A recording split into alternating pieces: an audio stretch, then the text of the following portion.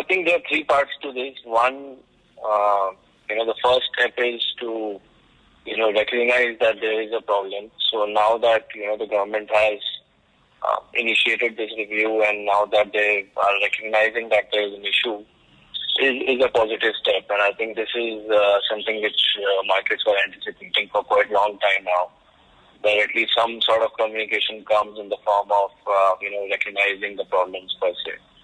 So from that angle, I think it is a positive thing for the market sentiment. The second aspect is, what kind of impact these policy moves can have.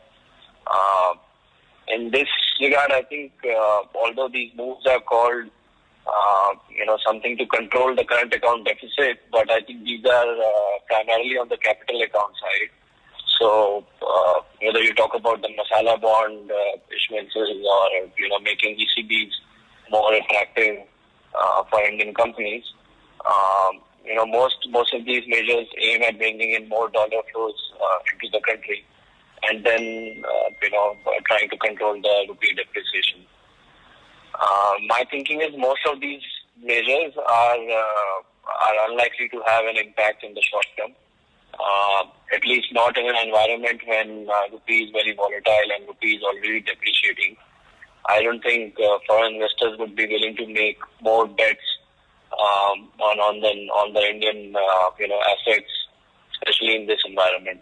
So if the times were good, I think when FIIs were already flowing in, if FIIs were already interested in India, then I think these moves have resulted in more dollar inflows. But right now, if you, for example, talk about Masala bonds, giving a tax holiday on that, and reducing the cost of putting out a Masala bond for Indian companies, it makes sense in the long term. But the point is, Masala bonds work only when rupee is kind of stable. Foreign investors put money in these bonds only with the view that the local currency, issuer's currency, would be stable. And right now the situation is that rupee is not stable. So I'm not really sure whether people would be really interested in putting money at this point of time. Although from the long-term perspective, Masala bonds from India would be a good bet. But I think the problem is it doesn't really take care of the situation which is there right now in the hand. Similarly, making ECBs more attractive, it's a good thing, but I think right now the costs are going up globally. Global interest rates are going up. A marginal reduction in hedging cost, I'm not really sure whether that would be a compelling argument for any company to, shift in favor of ECBs all of a sudden. There are a number of other attributes to this, and I think those will also have to be taken care of.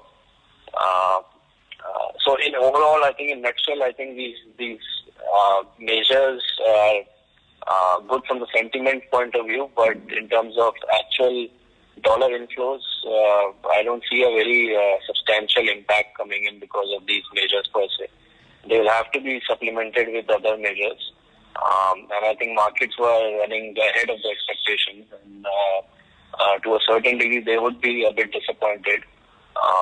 But I think this is the step one, and I'm happy that government recognizes the problem now, and I think they'll be working on it. And I think there's one more meeting due today, and over the week we would be hearing more on such things. So step one done. I think let's watch out for more measures from the government side. So government is already talking about subsidizing exports from the long-term perspective, and putting some curbs on imports, especially the non-essential items. I'm not really sure what these items would be, but I think something should come out this week, maybe today itself, as to what are these specific items. I think in this regard, there has to be a very, I would say, proper messaging from the government side, because, mind you, globally we are going through this phase of, tariff wars and, escalation of trade war risk.